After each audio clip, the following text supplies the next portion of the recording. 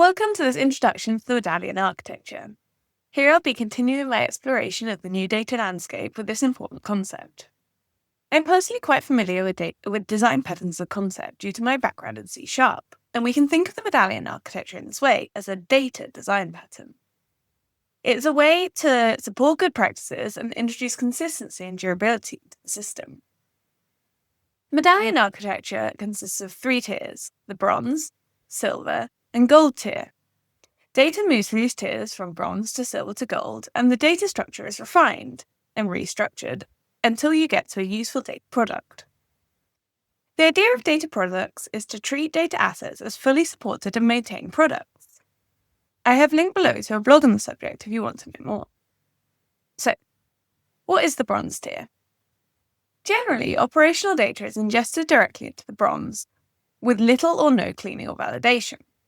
The preservation of data in this state is important as it provides a historical way to archive and replay all data.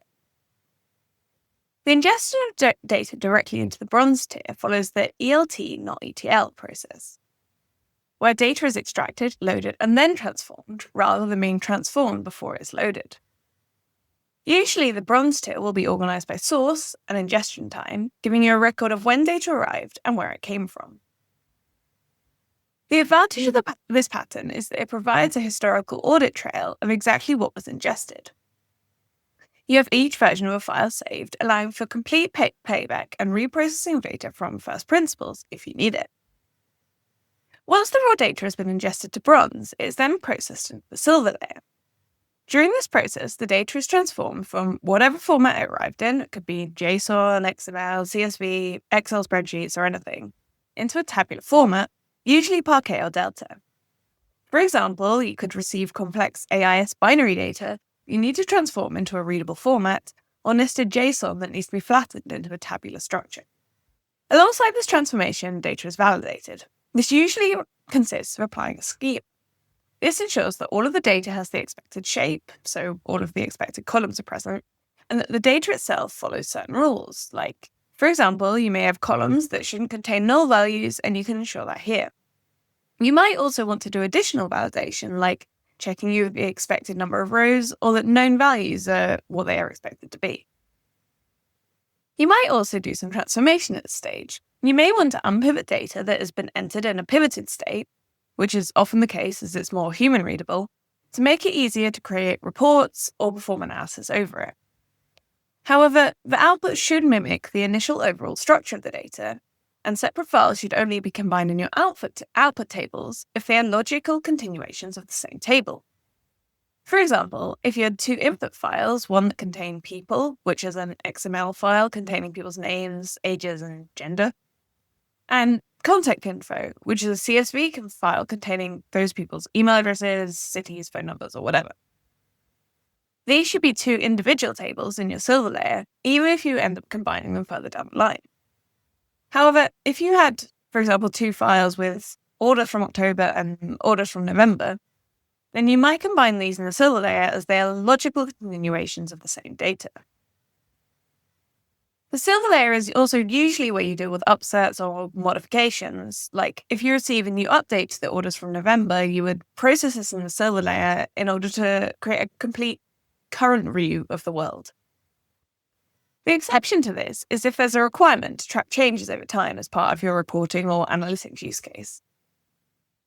After the processing, you should be left with an unopinionated, so not shaped for a specific report or purpose, but cleaned and validated copy of your data. And this should be in a form that's easily consumable downstream, probably tabular. This data will usually be organized by domain, so what it will be used for, and the entity that it is originated from, so the original files. It is often stated that data quality improves as it moves through the tiers in the Medallion architecture. However, I think this is incorrect. Data in the silver layer will often be used for feeding ML or statistical models, for running simulations or performing data science experiments, and ad hoc analysis. This means that at this point the data should be high quality and reliable, else you risk unpredictable and dangerously incorrect results. Once you have cleaned and validated your data, it is time to create your gold layer. The gold layer serves data in the format that is most useful for specific use cases. Often this will be BI reporting, but it could also be for serving applications or driving analytics. Transformations that you often see in this projection stage include unpivoting your data so you can better serve Power BI reports, aggregating data if you only need monthly or yearly granulated reporting, creating star or snowflake schema, so splitting the data into fact and dimension tables, and combining related data from different sources. You project your unopinionated tables into the format that best fits your needs. This might mean joining related tables like all person-specific information, like I mentioned earlier. You could encode your data, like one-hot encoding. Again, if you want to know more about this, I've linked to a great article below. Or creating entirely new reference data sets, like a date table that has additional information, like day of the week.